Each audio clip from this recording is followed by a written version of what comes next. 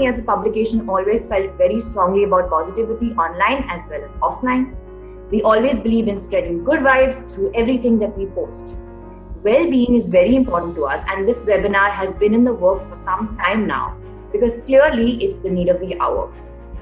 We were in conversation with our mentor and friend Sameer Bangara, who very strongly believed in the need for positivity online, and he was meant to be an integral part of this panel, which he actually still is. We're dedicating this intention of positivity to Sameer, who will be forever in our hearts. I am now going to introduce today's panel, starting with Dheeraj. We know how strongly you feel about positivity on social media, and we're congratulating you on completing 9 years at Universal, and now you're on your 10th. So congratulations, and we're so happy to have you today. Thanks, man. It's really special to be here. Watching that Sam video was not easy. Every time I see it, it just gets really emotional because, it's been a 30-year-old friendship. But listen, thanks for having me. I think this is something that's really important. We wanted to do this a long time. Malini and I have been talking about this. Sam and I have been talking about this. And I think hopefully today we'll cover a bunch of things. Malini is the Miss Malini of Miss Malini Entertainment.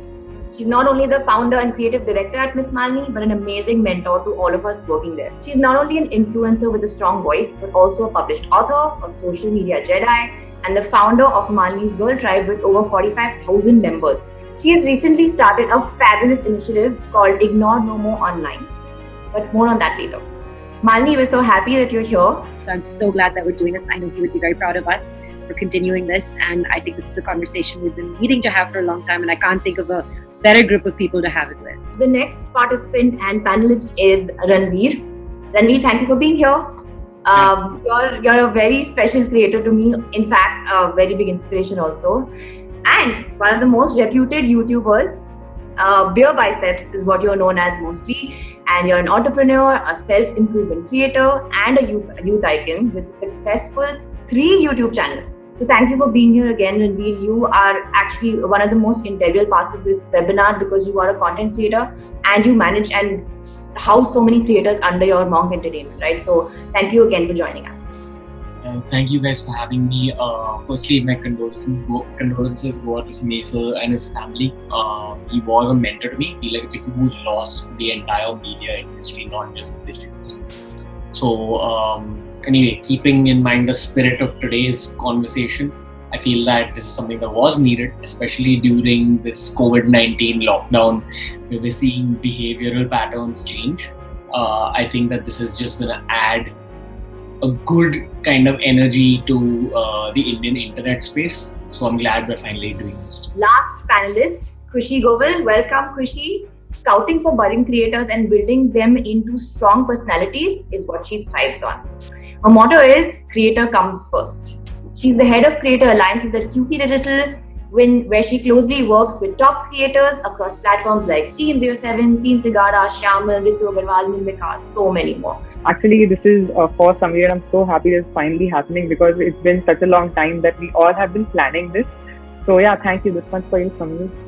I head the influencer news desk, Miss Malini Chennai. That is a platform that celebrates influencers and content creators who are the digital superstars of today. And also, this one is for Sameer, especially from all our hearts. Actually, he's touched all our lives in so many ways that he probably didn't even know. So this one's for you, Sameer. What is the purpose behind this webinar? What made you believe that positivity online is the need of the hour? I'm sure everybody wants to know this. Well, thanks so much. I think the thing about positivity on the internet is we assumed, we all live in this world where we think of the internet as a whole other realm and we don't treat it like real life. And I think the assumption was made that when we come online, we're going to use the same behavior. We're going to have we're going to say our thank yous and our sorries and behave the way that we do in natural society. But for some reason, that didn't happen. And I think especially with the lockdown, it's become increasingly clear that there is a problem, that people behave in a way online where they use it like a dumping ground for all their negative emotions. They're very defensive, they're very aggressive. And we always thought that, okay, that's online, it doesn't matter, it's not my real life. But increasingly it has become. Our virtual world is really colliding and mixing. And I really worry about what the impact is going to be on people, whether it's young minds or all of us. I live my life online and I feel the impact to the point where I know that maybe it's important for us to address this from various different ways, right? from the perspective of how do we fix this from the start? How do we make sure primary education involves this, addresses this? How do we help people talk about it when they're feeling emotional, when they're, it's having an impact on their mental health? How do we give them the right tools to connect with professionals that can help them? How can there be accountability? How can we make sure that people don't get away with their behavior? Because it's scary. We've all seen it. Like increasingly, people who are trolling each other are doing it from their real accounts, and there's so much negativity. And I think it's our responsibility, and if not us, then who, to address this.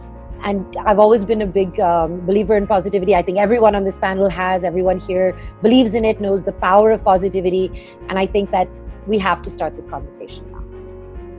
So Malini, what according to you is defined as positivity on social media? This is for everyone watching, so they get a little more context on what this is about.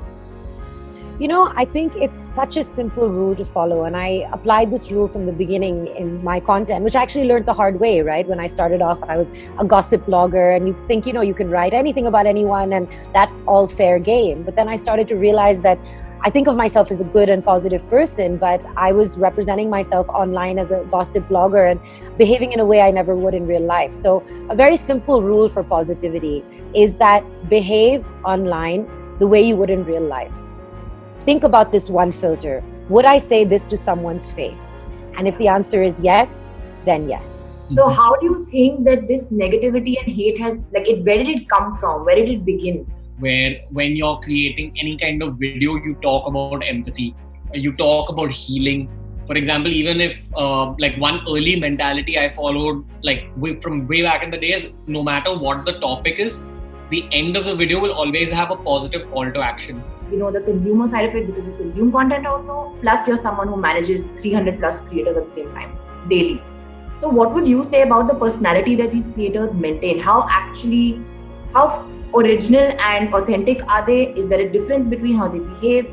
Or what do you think actually happens there? When a Faizu or when all these guys or Team Tigara, anyone comes to office or wherever they are so relatable and they are so approachable that you can just go. I've seen kids who are probably, I think, 6-7 years old who actually go and talk to them, and and they click pictures with them. In fact, they make TikToks with them and they make videos with them, or any other creator that you go. Even Ranveer will agree with me that they are so relatable and so approachable that I don't think they're fake at all. I mean, again, like I said, there's so much hate that all their originality gets drowned in all that hate. And which is why people start thinking they are fake, but they're actually not fake at all. In fact, they are more approachable than any other celebrities or stars that I've met. There are two kinds of people. You have an artist, I love them, I adore them, I worship them, and I'll do anything for them. And anyone saying anything negative against them, I'll stand against them.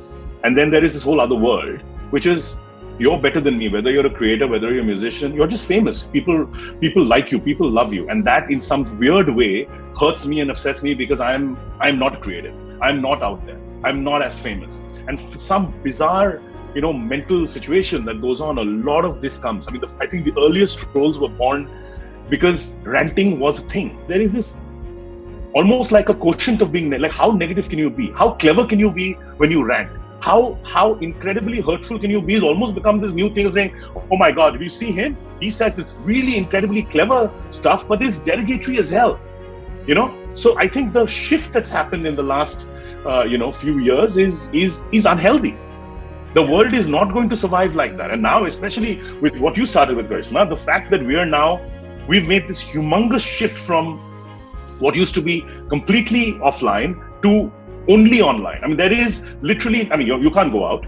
You can't go out and hang with your friends. To your point, the screen time, I'll tell you this, Malini and me, because we've discussed this a lot. Our screen times are ridiculous because we work on the phone. We're there between 9 and 12 and 15 hours on the phone every day. But the truth of the matter is, those were the anomalies for people like us in the past. Now, everyone, you will see that same kind of consumption pattern because everything for everyone is digital. So I think the need for this panel is really to understand why people do what they do. Is there power in being negative? There isn't. But is there power in being positive?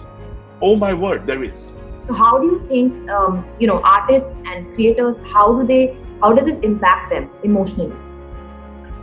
I don't think it just impacts them emotionally. I think there are two sides to everything. One is what it does to you and what it does for your image to the world, and what it does for the business as a result of what it's doing to your image to the world.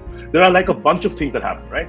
I mean, currently there are, some creators who've pretty much, gone on a rampage, saying stuff that they should not online. And the reason I think they do that is no matter how much insecurity you had, no matter how much trouble you had in the past, the point is earlier you did it either within a really close circle or you said it to just make sure that something was changed that wasn't done the way you needed to. The minute you take that and you go outside into the world at large and you make it open for every single person to hear it and then have a point of view on and then opine and talk some more crap about, that is not good, because essentially what it does is you've got an online following of 100,000, a million, 10 million, 40 million. You are now creating these digital enemies for you who used to like you in the past, who will now not like you anymore because they're seeing through this facade that you actually have. They say, oh my God, this guy, he's really good because he's positive, he's a great singer, he's a great creator. But suddenly half of them are like, oh my God, no man, he's like really shallow, or she's like really shallow. And suddenly those people will now turn into that negative bent which is what we're discussing, you don't want them to be. Malini and I have this thing that for 10 years we've been saying. And I know she said it in a bunch of places. If you have nothing good to say online, don't say it. If you have great things to say, please populate the whole world with niceness and positivity. But if you really have nothing nice to say, and let me tell you, it takes a huge amount of, I am the most positive person on the internet that I know. I genuinely am. But there are days, and I'll be honest with you, since there's a no holds barred conversation where I've seen something that somebody's doing and I hate it, and I'm like, what? And even like a violent personal attack towards me, and I get a lot of that because I'm in the corporate world. I work for multinational companies. It's very different. My creator ability is through my music and through my people and everything else. And I'm like 5 seconds away from saying something stupid, and I stop. I made a rule many, many, many years ago to say that if you're ever going to say something which even remotely feels like it's not the right thing or it's not kosher, first stop, breathe, read it 3 times, and then decide whether you want to do that. What happens is it becomes this, and especially when I'm coming from the perspective of women, right? And the harassment we face. Of course. Every girl's DMs, ask anyone, are filled with such nonsense, from the most innocent hi dear, which is very invasive at the same too, pictures, very inappropriate pictures. And I've been talking about this conversation for so long, and the sad thing is that people think this is a woman's problem.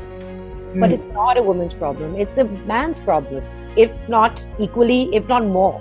And I really want you guys, as people who are mentors and examples and role models for guys, to explain to them, and I really want to hear what Ranveer and both of you have to say on this, is what do we say and how did we get here from a guy's perspective? And what do we say to guys who say, well, it didn't happen to me, I'm not doing it, and it's not my mother or sister?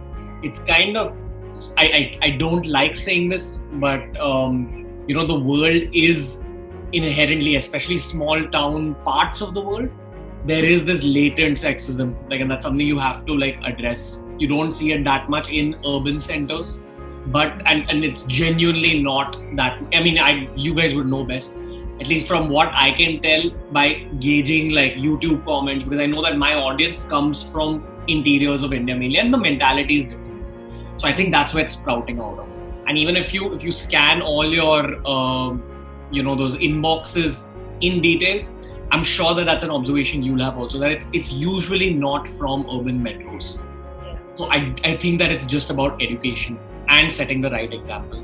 For example, I feel that there's a creator called Flying Beast, Gaurav Taneja. So he basically vlogs his whole family life, and you should see the dynamic him and his wife share. So people like that are going to set an example for the future generations. I also feel that these kind of ideas are placed into a guy's head probably in his teenage. And most of the guys who are doing this now were in their teenage in the mid 2000s, probably the 90s. But you're going to see a whole different generation of Indians who are much more secular, who are much more, they don't really look at women as, oh, okay, you're a woman, I'm a man. They kind of look at both the sexes as just human beings. All the sexes as just human beings. So I do feel it's happening. In saying that, what do you do what's happening right now? One thing I've realized, and this is the bitter truth, is that you gotta kind of do whatever's in your capacity as a creator, as an influencer, even as just a social media user. Like what Devraj said, just instead of leaving out a negative fragment of yourself forever, leave a positive fragment forever. Because you can't really compete with the numbers of those people. But what you can do is it's very cliched, but it's something that I've come to make peace with over time. Be the change you wish to see in the world. So as long as you're being nice, and if you're an influencer, then that change that you're trying to be in the world is that much more powerful. So the way I look at it is that I want, in my own career, I want to accumulate a lot of numbers in terms of social media followers and then set the right example. Khushi, Devraj mentioned a very interesting take on creators versus creators. I want to understand from you, what do you think triggers a creator to go against another creator? So Karishma, I'll tell you what, I'll give you an example as well.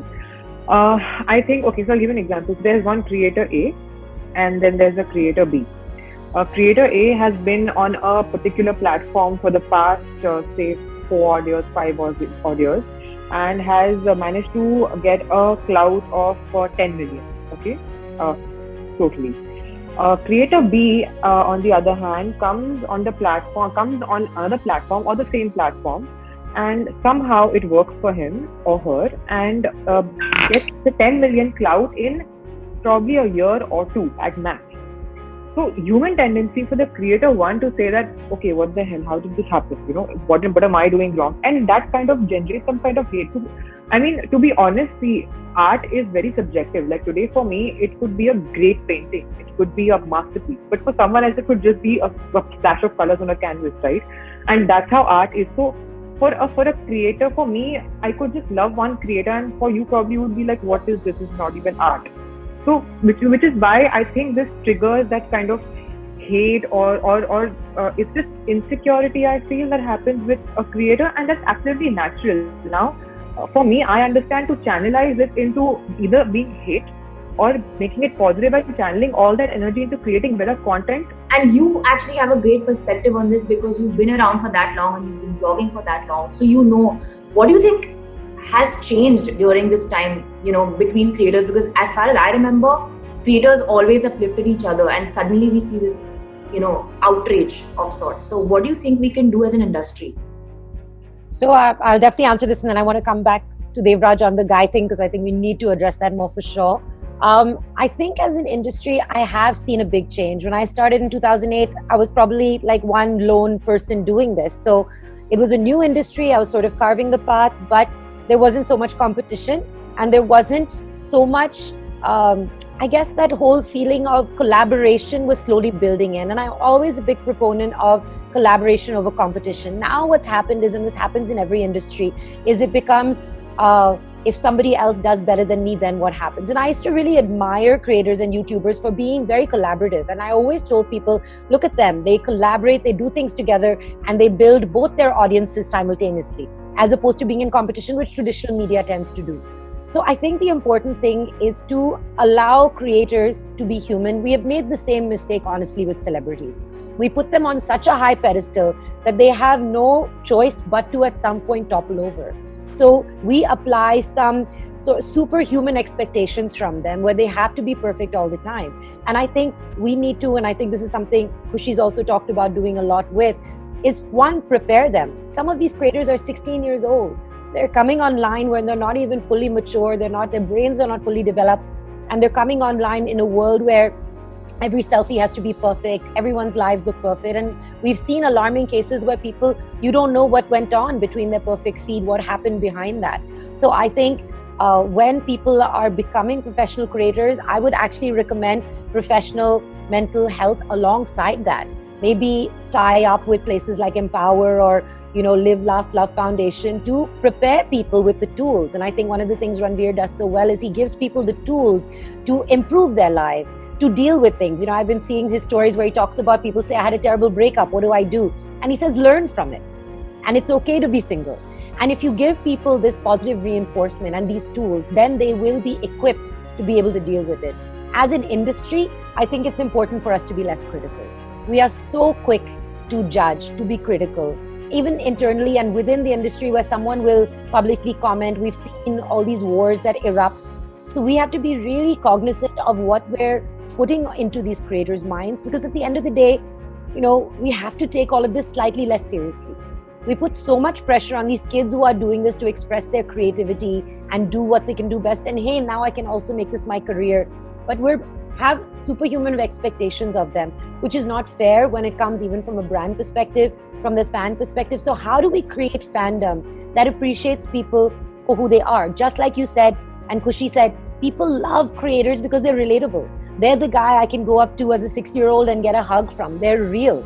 But we don't allow them to be real once they cross a certain number of followers. When they cross over, then suddenly they are expected to behave in a way that they're not equipped to. I have a bunch of things I want to say. One is I agree with Ranveer that it is probably a lot of the new generation internet, a lot of the new generation users. I do agree. I see that a lot. But I disagree to the point where I see examples in metros, and especially over the last 6-8 months, we've seen there were horror locker room stories of kids, some that went to my kid's school, some that went to friends in another school. Now that kind of stuff, let me tell you, I have never ever dreamt of, heard of, and when I finally did, it made all of us parents with kids shudder. It was just like, it was mortifying to hear, right? Now, where does that come from? It doesn't matter where you came from and which town you came from. It matters from who you were born to and what you were taught. Okay? I think fear is something that defines human beings for what they are, what they're going to be, and how they project themselves. The lack of fear is the beginning of the end of the world. Social media allowed you to chisel off some of that fear because you felt you were behind this invisible wall that no one could see you. There is no real privacy in the digital world. I mean, most people are stupid when they think that they're sending you a inappropriate picture, or they're saying something to you, or they're sending you a voice note. Do you really think that that is a one-to-one correspondence? Are you stupid?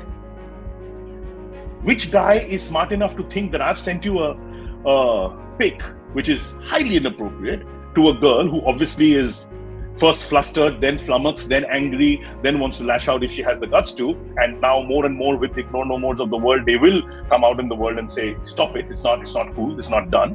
You think that that's public? No. For a long time, people thought that the veil of social media, the digital privacy, or the fact that you were doing it from somebody else's, some fake handle, it was fine. That's gone away. Today, that fear has left the building. That fear needs to come back. Like, I have an almost violent point of view on it when I hear, schools or whatever say, oh, we'll rusticate them for 1 month and they must understand. I'm like, no, get rid of them from your school forever.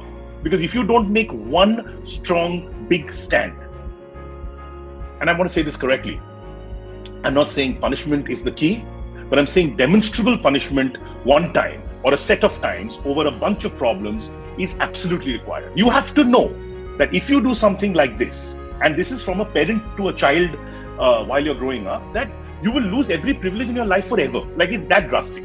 Yeah. If you're able to incede, and I'm coming back to my fear point, you bring the fear back into their brains.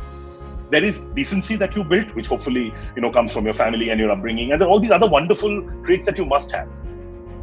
You can build all of that. If you don't have fear, this group peer nonsense will get rid of, because the most decent children say the most vile things. Where was their upbringing? Where was their parental teaching when, you said this absolutely horrific thing about this woman or against boys? And I mean, recently, as you know, there was another one where there was a, homosexual boy. They just went after him like, is it any different than a girl? Is, to Ranveer's point, is there a difference of sexes? They're all human beings. You're going after them because you think you found this one hook which you can then latch on to and keep plummeting them because it makes you look cool.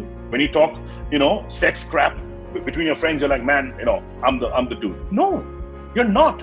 You're a vile human. And it's your parents and your teachers and everyone else in the industry to teach you then and there. And I keep coming back. Bring the fear back into the kids.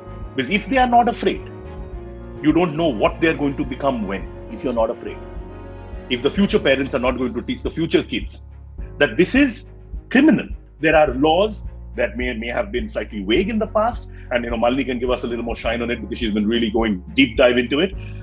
It is as illegal as robbing a friend's phone and going away. It is as illegal as breaking and entering into somebody's house. You will go to jail. Bring the fear back. Hopefully, we will start seeing a gradual change. uplift the education, teach them more. Because it's very difficult to teach respect, beyond the point. You have to either be born with it or we can learn a bit of it. But for a great part of the kids and the young population, they just don't get it. You have to start being the change you want to see. There is no other way. But deviancy in any form, and I know Malini keeps coming back because a lot of it is served by the boys and the men. Bring fear back, make them bloody accountable publicly. Let platforms like this start the conversation that tells them. And again, I said a while ago about punishment. Jail the first guy. Let's put that on Instagram. Let's put that on Facebook. Let the next Facebook Live be about the guy who broke the law, knowing he broke the law after being warned 20 times. Let the cyber cell come arrest him and take him and put him in Arthur Road jail and let someone just shoot that. I promise you, you will see a 20% drop in deviancy rate in the next day. Do that twice, you will see a 50% drop. It's just that people don't know and they are not afraid and it's not that they're not afraid, let me tell you, even the worst deviants, as boys I'll tell you, they're like, in their heart they're scared. Nobody is, like, unless you are clinically different, there is no way in the world you're doing any of this stuff with no feeling of remorse inside. You're feeling it. 100% you're feeling it. But you know that there is this big curtain in front of you that you think you can hide behind. Malini's job, your job, our job is to tell them that actually that curtain does not exist. And that curtain now, even if it did, has been drawn to the side. And the impact, the consequence of this is very, very, very, very defined. This is another form of positivity, honestly, by taking positive action. By Devraj saying, absolutely, I'm going to be part of this conversation, I'm not going to ignore it. A lot of people also in India, we get squeamish, right? I don't want to know that my daughter got an inappropriate picture. It's an awkward conversation. There was a conversation that happened in Girl Tribe where this woman said that my daughter, she's 12 and on her phone she was watching porn and I was mortified. And she saw that I found out and she was mortified. And so the advice everyone gave her is like, look, don't shame her. She's at that age. She's absolutely. She's getting into puberty. They're online. And this is where our generation can make that change. Our creators can make that change. What do you think the role is of creators in this massive situation? Yeah, okay. So I really, first of all, really powerful kind of delivery by Devraj. Like, I completely agree with a lot of things he said. Also, I completely agree with like that top layer of hate. It is important to take action. But imagine that there's like 10 layers of hate where it's like different degrees. Okay, where someone's just like, hey, boo, I didn't like this post. Then the next layer is like a little more intense, the next more intense. So I feel that definitely the 9th and 10th layers, which are the two top layers, there should be action taken against them. But the actual game will also be about, affecting the bottom 8 layers. And now here's a communication skills trick that I've learned over the years. Communication skills is a big part of what I do in terms of the content I make.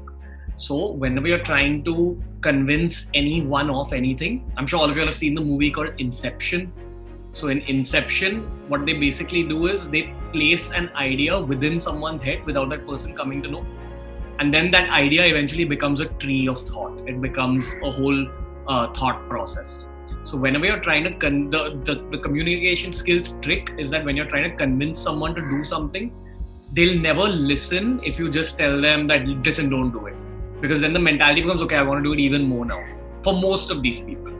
Okay, so the only way to convince the bottom 8 layers, I feel, is to put an inception of that idea.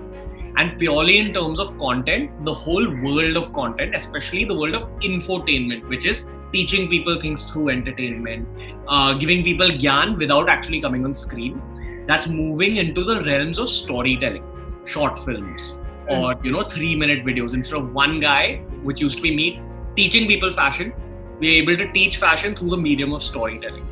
The same thing goes for anti-trolling content or anti-hate content. You can't tell the kids to like, listen, you can scare the 2 top layers. People will never go to that level again. But the bottom 8 layers, you have to convince them through great pieces of storytelling content where they see something and it changes something inside them. And trust me, content has that ability to actually change very, very kind of fundamental things inside you, especially when you're at that moldable age of like 13 to say 25. a lot of thought processes can change, and I do see that happening. At least that's one direction I want to take my own brand in over the next 5 years. Like lots of story content. Also, it can't be in the tone of it can't be boring, and you can't do it in like a scary or negative way. So I don't have the exact answer in terms of what content exactly we'll make, but it will happen through these storytelling based videos where something fundamentally changes inside a kid. So I get a lot of corporate hate for being like, oh, I'm a sellout because I signed a certain artist, and I have no whatever heart and soul and ego, and I just have money and power. Bullshit, but it comes. So the other thing I do is I do look at the negative stuff that comes, and I'll be honest with you, I don't get like a truckload of it. I do get some of it, and it's been coming for a long time. There's one guy who's let's just call him an unnamed hip hop artist. Directly, and this from Malini's point of people not hiding behind handles anymore, now directly from your bloody mother handle only, or dabawing full-fledged hate, right? So he allows this one comment, and I watch it, and for the most part we're all trained to just ignore, block. We're trying to change that, right?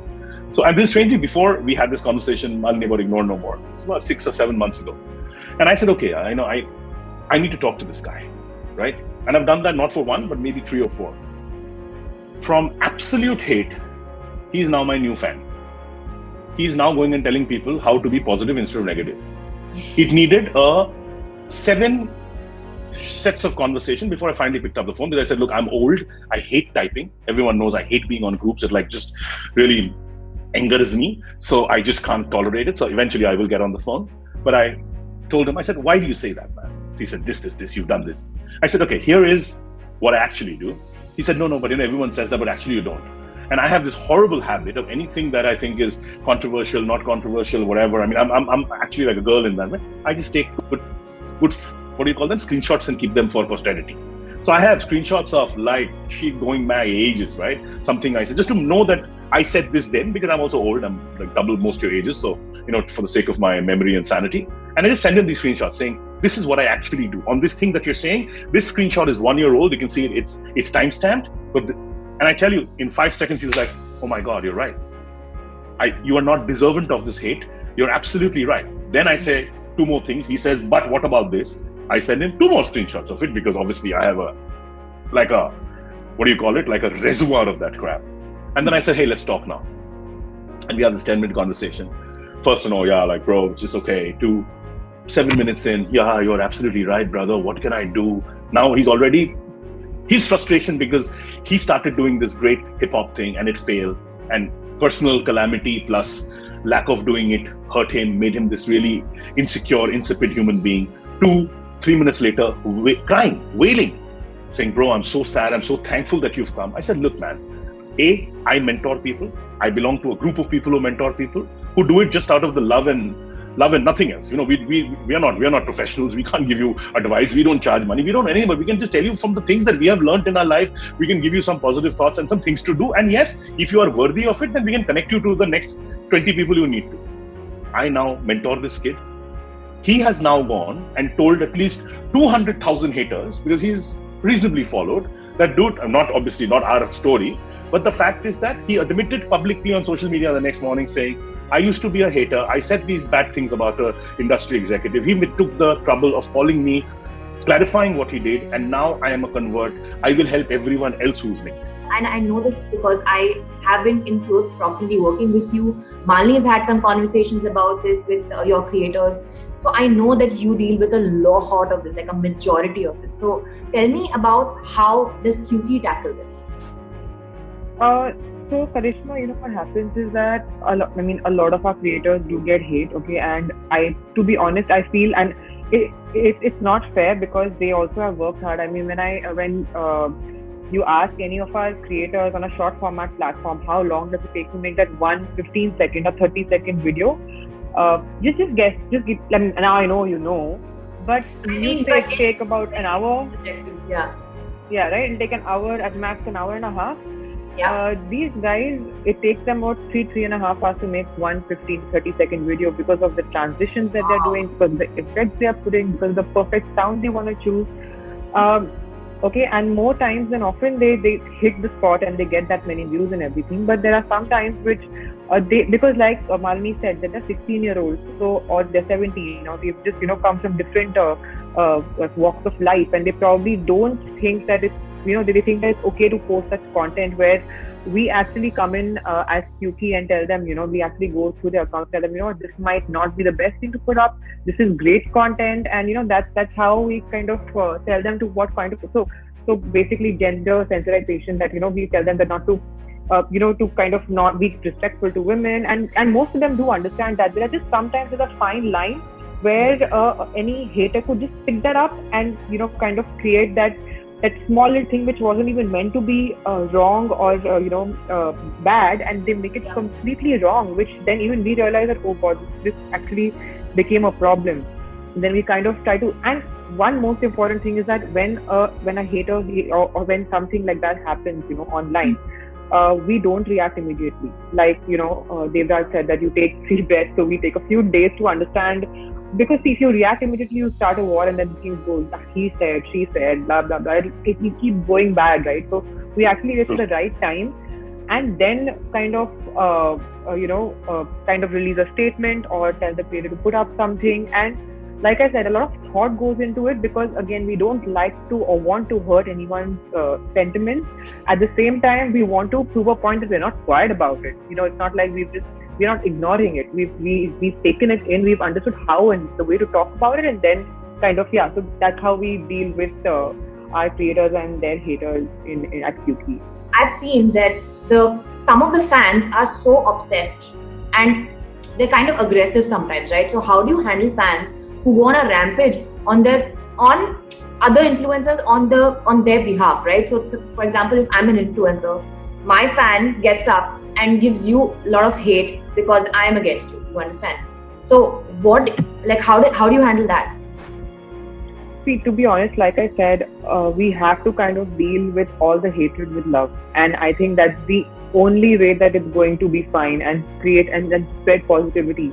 So when something like that happens, to be honest, we just make sure that our creators are making great content, positive content.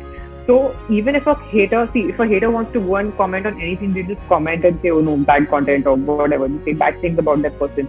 So a lot of times, in fact, a lot of our creators have also, I was speaking to one of our creators as well, and she said that, whenever I get these kind of comments, hatred comes either from you not getting enough attention, or it comes from the fact that if he hates you and he's my fan, I'm his fan, then I'm going to hate you. So that part you really can't help. That is in that content creator's the kitty, that he has to make sure that this doesn't happen, and that we don't have too much control over that. But when it comes to our creator, and when it comes to a fact that, oh, why is this person not replying? Oh, then I'll probably put a hate comment and then he or she will reply.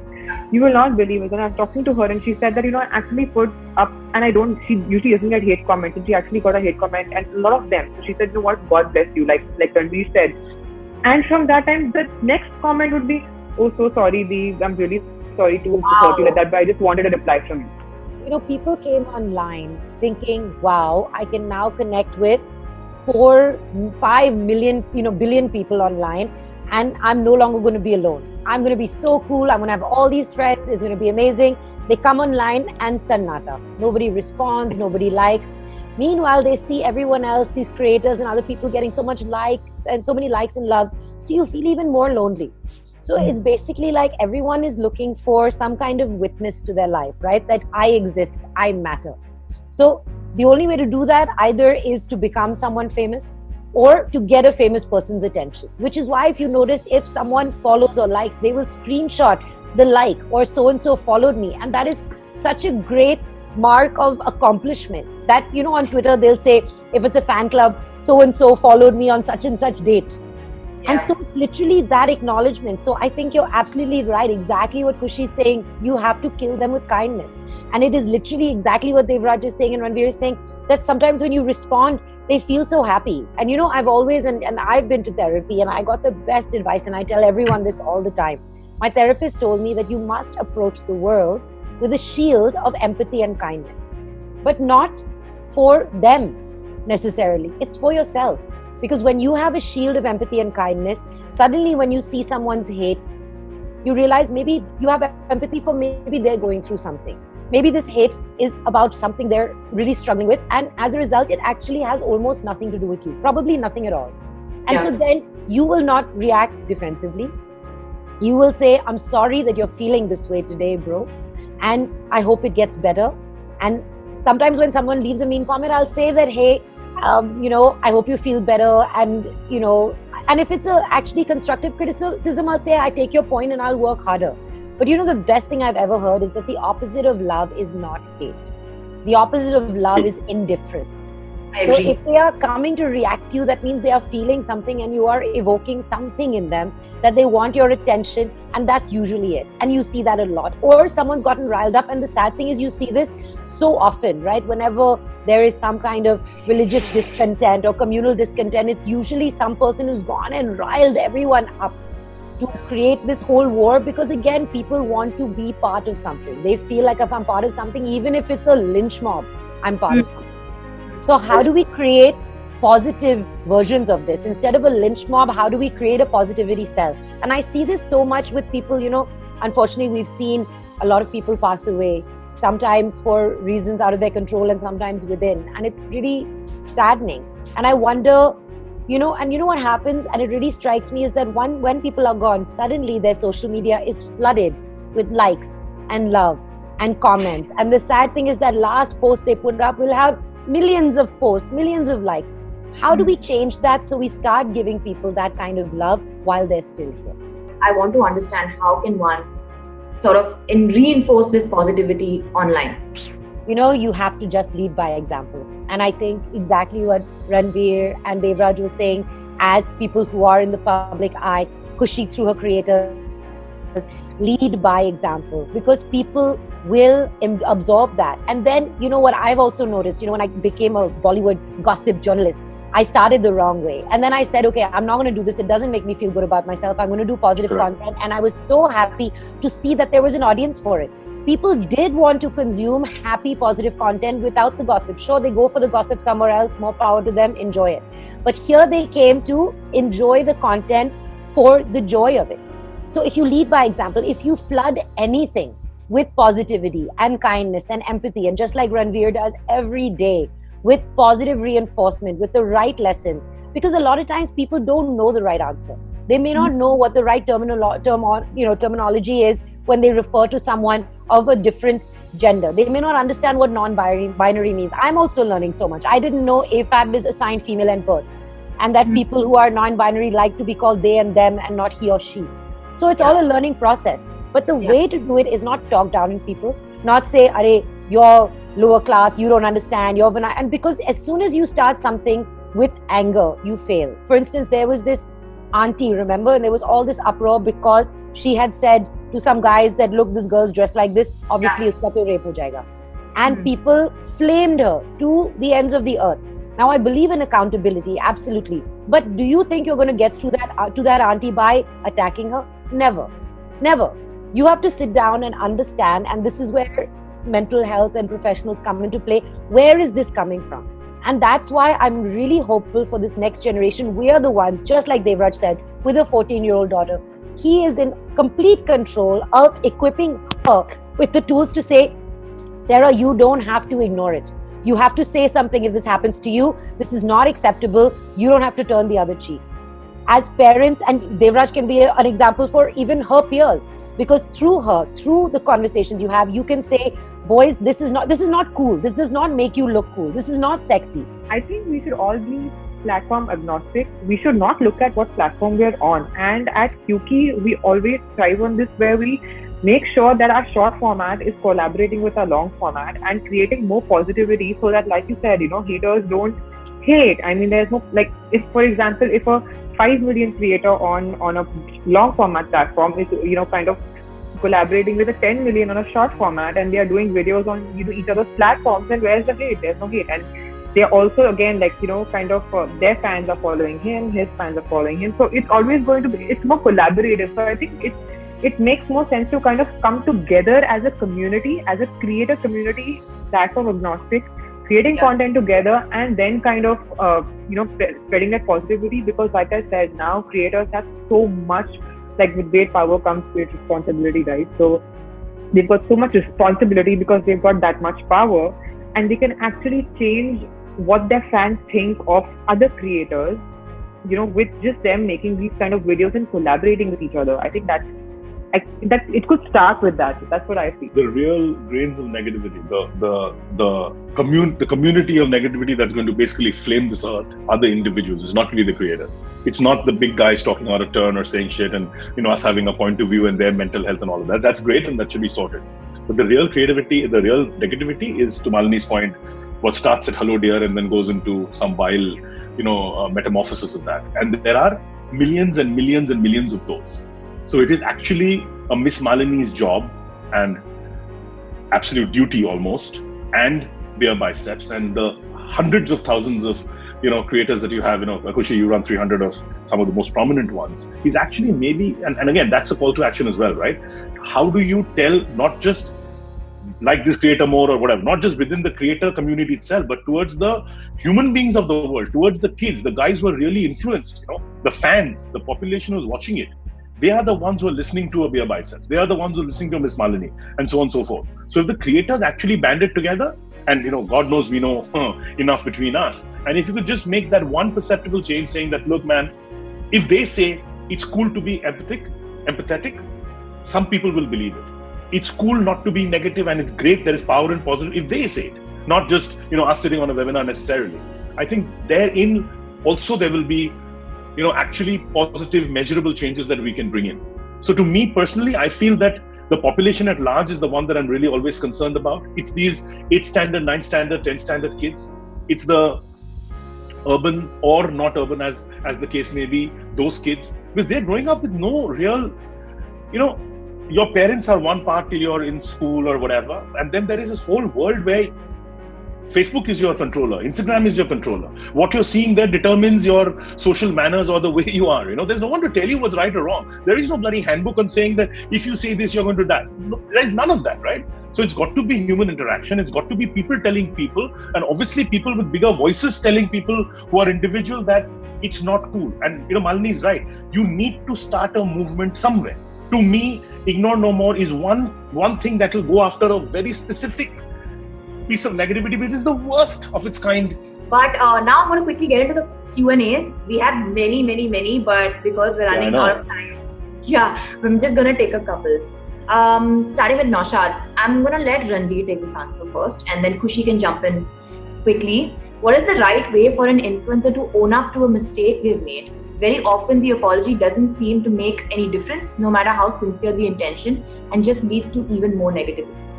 I feel with some kind of, honestly, coming on video is one, because I feel there's a lot of kind of emotions you can hide through the medium of just writing. So come on video, own up. Also, whether it's content you're creating or an apology that you're putting out, there should be some kind of a call to action in terms of, okay, either you do this or I will do these things to make up for what I did wrong. And that's something that, I don't know why, but the creator community doesn't do enough. That's what I feel in India especially. There's very less call to action. So CTA is the key. I think the best way to do for an apology could be like just going live, because then you can actually see the comments that are coming in and you can answer those questions or whatever that people would like to add to that. So going live and making a video out of it and actually meaning it. Most importantly, it's actually meaning it. And I think that's what's good. Now the question is, how responsible are influencers for the behavior of their fans? What can they do to ensure their fans are not forming troll armies against rival creators? I want to address this to Ranveer. Yeah, I actually want to answer that. The one thing I've done in my career well is that I've switched between genres, and I've seen like a stark difference in terms of the audiences. So I'm just going to put it out there. I'm also putting it out there because this is something that needs to be addressed. There's 2 communities in India for some reason that have a lot more haters than the other communities. And I'm not trying to take away from like the impact of hate on the other communities, but I'm just highlighting these things. The fitness community is one because that's where I began. I don't know why. I don't know whether it's the more aggression, the higher level of aggression there or what. So that's one. And the other one for now, which I've recently discovered, was the gaming community. So I put out a tweet recently which said that basically addiction to anything is bad. Now that could be like alcohol or whatever, but also gaming can become an addiction, because I've also been addicted to games when I was a teenager. And that's all I put out. Now some people took it as a personal attack on this game called PUBG. And for 3 days continuously, I had like 1,000 messages every hour with, and I'm not making those numbers up, okay? 1,000 on like Facebook, Instagram, if you put all the platforms together, just like with very, very intense hate. Now, in my first year of Beer Biceps, I had one video that had gone viral, which was where I basically speculated that Amir Khan had used steroids for Dangal. And that's when and this was like when I was 22, 23 years old. So I got this whole that video had gone super viral, and I got a viral amount of hate as well. So it kind of numbed me out to the concept of hate. I genuinely don't, and I'm not saying that that's how everyone should deal with it, but that's how I've dealt with hate over the years. I don't get affected by it anymore, because I think of, okay, what's my next content piece? I keep my mind busy with that. So I try not focusing on the hate. But these are the two most intense levels of hate that I've ever experienced. And without a doubt, I've also seen that it's always the influencers within those communities who kind of direct their audiences to go. That's exactly what happened in the gaming situation as well. It was 2-3 influencers who said, go spam him, like that. Like where they directed like these mass communities to go and do something. I also strongly believe, and this is a part of like my spiritual side coming into this answer, I think that any content piece becomes a strong part of your karma. So if like I have a strong value system which says that you never put out any content. It could be a tweet, it could be a video, it could be an article that hurts anyone. You shouldn't ever do any of that, because all of it comes back. When you become an influencer, that whole concept becomes a lot more sensitive. In terms of when you put out a tweet that's hateful towards someone, it does get amplified by your audiences, because whether you like it or not, once you become an influencer, there is a part of society that worships you. So they amplify anything you'll say. You need to be very, very, very careful as an influencer, because it'll all come back to you. So I definitely see a role of influencers here. These two communities which have like the most hate, very often it's the influencers who fight amongst each other.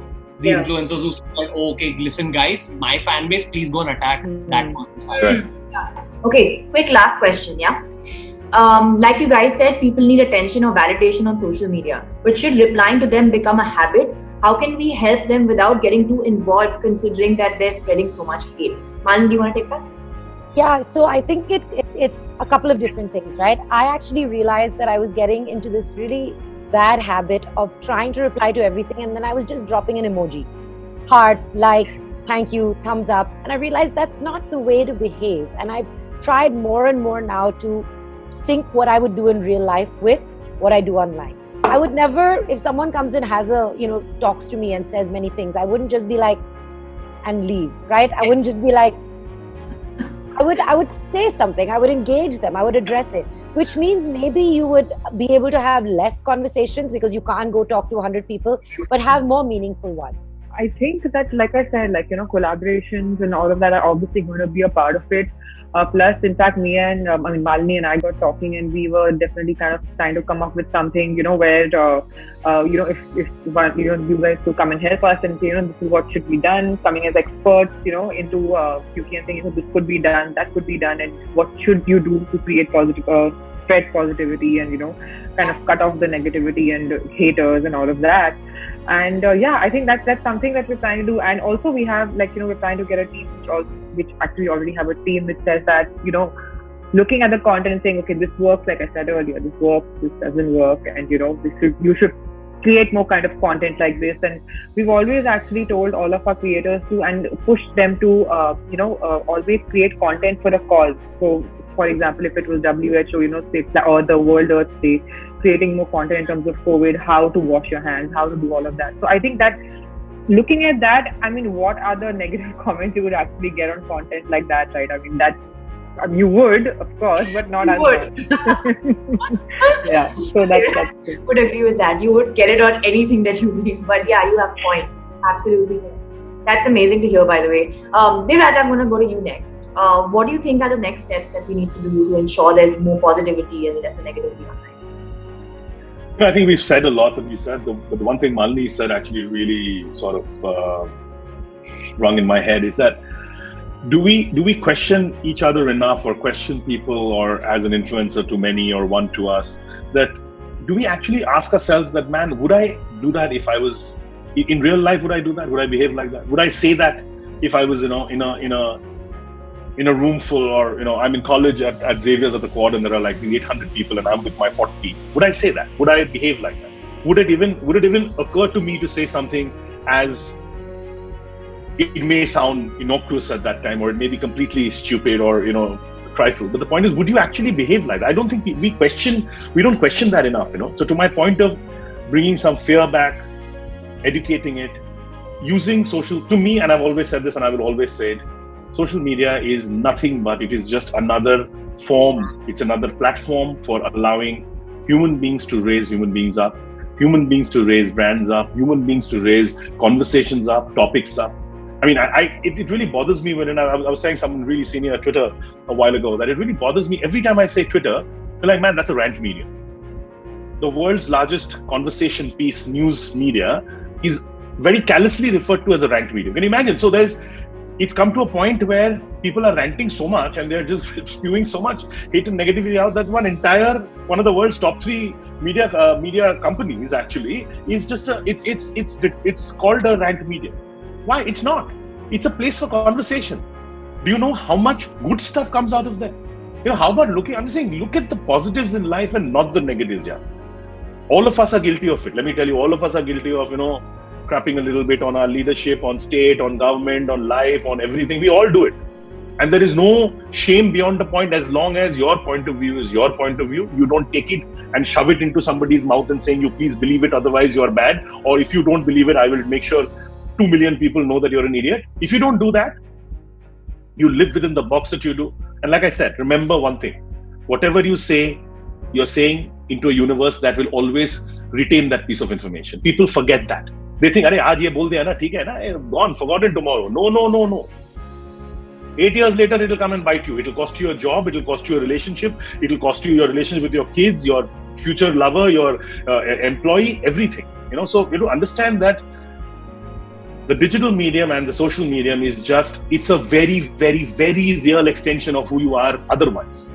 It doesn't change it. Like I'm sitting in front of this, webcam right now. That doesn't make that person who I'm seeing on the screen a different person than the person who's talking.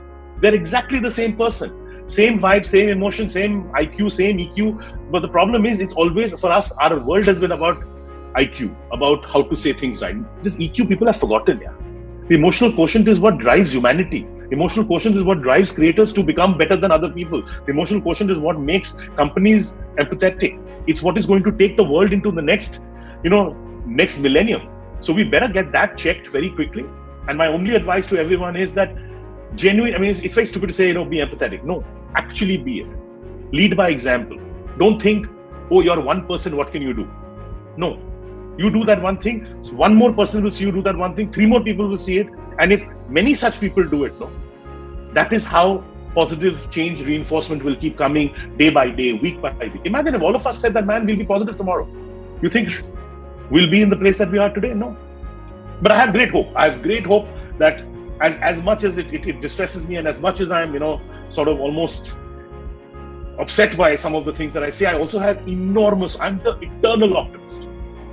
And Malini knows this of me, being my friend for 20 odd years. I am the eternal optimist. I believe that everything bad, good will come, better will come. And we are going to be part of the generation that enables that, person by person, company by company, team by team, family by family, human being by human being. It's the only way. I agree. Great. Thank you so much for that. That is really insightful, by the way. Ranveer, you actually put out so much positive content out there. Like, I actually have a colleague, Brinal, who said that her PCOS got cured and treated because of the content you put out, which is legit news, right? So you actually tend to influence so much and so much in-depth influence, right? So how do you plan to intensify positivity? Because we know that whatever you put out actually helps people, right? So how would you do this? Like, what is your responsibility in this? So, firstly, I'm glad about your friend. So I'm glad it helped out. I feel that there's two versions of this. One is keep putting out content like that, very call to action content that changes lives. But the second thing, and this is something I've just realized probably over the course of this seminar, again, keeping in mind that inception topic, the thing about CTA, positivity in the content. I feel that when people witness friendly conversation between men and women, platonic conversation, it doesn't have to be flirting or anything, or even between two guys or two girls, just talking to each other, just the concept of friendship and human relationship really does a lot for the viewer's mind. I feel that a lot of younger kids, fortunately for me, are getting into podcasts. That's the space I'm also going into.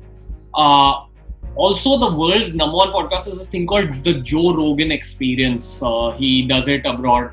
A lot of people all over the world consume this guy's podcast, and it's just open conversation. And I've been watching it since before I was in engineering college. It's like 2010, and it's also affected the way I view my social interactions, the way I talk to other people. So I feel that when they see a lot of influencers collaborating with each other, I think that the 2020s will be the decade of collaboration, especially in the social media space. It's an obvious kind of next step for all the influencers in India, that everyone is going to grow through collaboration. And I also mean TikTok and YouTubers collaborating, which is something that needs to happen. I don't know if it'll happen. I want to do it. I have a lot of friends who are like pure out and out TikTokers. So I think that when you put collaboration out there, it'll automatically quell off some of the hate. Even in terms of those two communities that I spoke of, the fitness and gaming community, I feel if a lot of cross collaboration happens between fitness creators, between gaming creators, between fitness and gaming creators, or between, even like how Tanmay recently collaborated. He's a comedy creator. They collaborated with someone who's in the cooking space. So we see these crazy collaborations. That's what's going to kind of cure this pandemic. I don't know whether that's the word you want. Let's see. Yeah, thank you so much, Ranveer. Malini, hi. Hi. I already know what you're doing, and in association with Studio 7. Do you want to elaborate on that and tell us all about your initiative, Ignore No More, please? Absolutely. But I know we've been going like super long on this, but it's been just such an epic conversation. But we'll definitely have more of these. Before I tell you about Ignore No More, I want to tell you what I have learned, my takeaways from all these fantastic people in this panel, and I'm going to really absorb this. From Khushi, I realized that I must also myself learn to breathe. The fact that she takes a pause and not to be so reactive is probably a lesson all of us can learn, and which will actually stop a lot of the negativity, because that just escalates. So take a breath before you type, which is something I will always remember. Devraj taught me today that fear and accountability can be great tools for positivity, which you would never have thought, that you can use and change these concepts of fear and accountability for positive action. And I think you can get these words back and change them. So maybe the fear of leaving bad karma behind, and the fear of putting out something negative in the world that might come back to you. So I think that's great, because I always thought of fear as a bad thing, but maybe it's not necessarily always a bad thing. From Ranveer, I've begun to and always believe that there is hope, there's a better future. He's a great believer that things are changing, and what you believe happens. And I'm also a great believer in manifestation. Ranveer and I have had many conversations about this and the universe and all of that. So I definitely believe that. Soul Curry, from you and from Ranveer, I feel it's great because you are the young and you will inherit the earth. And I have seen the kind of content that both of you create. It's very positive, it's fun, it has great lessons in it. And I think that's the way to go. And I think as fun, young, aspirational creators, that is the best thing you can do for the next generation. Lead by example, be aspirational, be positive, kill them with kindness, and just don't take yourself too seriously, but take positivity seriously, right? And I'll tell you finally about the Ignore No More campaign. I started to realize, I think because we were doing all these lives and these comments would be in front of my face. And I realized that, I would be embarrassed. I would be embarrassed for my guest. And I would think that it's just the way it is. Ignore it. Aise to hota hai. And I've been told all this time that just let it go because they are looking for attention. Yes, but there's a difference between looking for attention and the kind of physical and mental and emotional harm this causes you. Because you think it starts with a little message or an inappropriate picture. But that same guy will get away with things at a different level where it might escalate to physical violence and rape, and you never know what else. But if you nip this in the bud now, and like Devraj said, if this guy spends a night in jail today, he's much less likely to cause a violent scene 10 years from now. Because he will remember that this put me in jail once, so boss, should I really push this button, right? So I think that accountability is really key. And I realized that it was so empowering, and I have to give props to Tina Singh, who was the first person to call people out. She did two things. One, she started publicly posting. So name and shame to some degree. But she did a smarter thing. She started going to their profiles because now they're posting from their real handles, found a relative, a mom, a sister, an uncle, screenshotted what that guy had sent and said, this is what your beta kya kar raha hai. The parents called up sobbing, saying, I'm so sorry, because they didn't know. And just like Devraj said, even today they might be whacking them, but I guarantee the guy got an earful, lifetime of 16-year-old kid, who then put up a video apology. I said, I shouldn't have done that. I'm studying from the IS, because he thought he's in a video game having fun. But he will never forget this lesson, ever. And parents are becoming more aware. So then she also told me about Shubham Cybercop, who is my new superhero in life, who basically is an ethical hacker. And he finds these people, because the other thing is, people feel, okay, I'm online, I'll delete my account, peace, no problem. He's able to find them. And as soon as one of these guys gets to a phone call on this phone, I have seen people going from calling me a whore to sorry Didi so fast. So fast. It's incredible. And it's very empowering. Even if I don't get the apology, but you get the apology, or Khushi or Ranveer or Devraj, it makes me feel so good. This is the Ignore No More online campaign in association with Studio 7. I'm so grateful with how much people have come in support. Everybody here has been so supportive about it. And clearly it's because, like you said, 8 out of 10 people deal with this. So it's a simple campaign. It's not just put up a picture with a black X that's just to create awareness. There are steps. There are laws. You can actually put someone behind bars from 3 to 7 years if you follow this through. And even if you don't want to go there, you can make the call, have Shubham speak to his dad. I promise you, you will get an amazing apology, an epic one. And you will feel really empowered. And the next step of Ignore No More is we want to change legislation. We want to get education done in primary schools. And all of this is a process, and I need your support. But really do join the campaign. It's Ignore No More online on Instagram. And I assure you, what you will see there is so inspiring. You will see girls having posted messages saying, I'm no longer scared to post a picture of me doing a yoga pose, worried that someone's going to put a nasty comment, because I can say something about it. I can do something about it. And that is how you can apply positivity, in my opinion, by taking action. Great. Thank you so much, Mani. That was a really, really impactful video.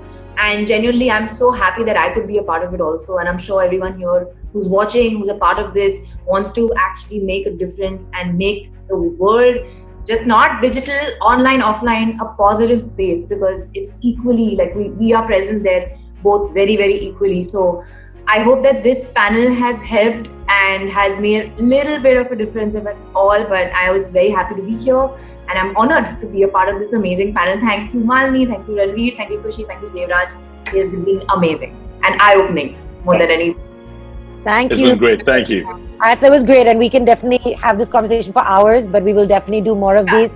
You were an absolutely fantastic moderator, Karishma, so thank you so much. You did a great job, and thank you so much, everyone, for being part of this conversation. And again, I'm sure Samir would be super proud of us for doing this, for kicking this off, to taking positive action.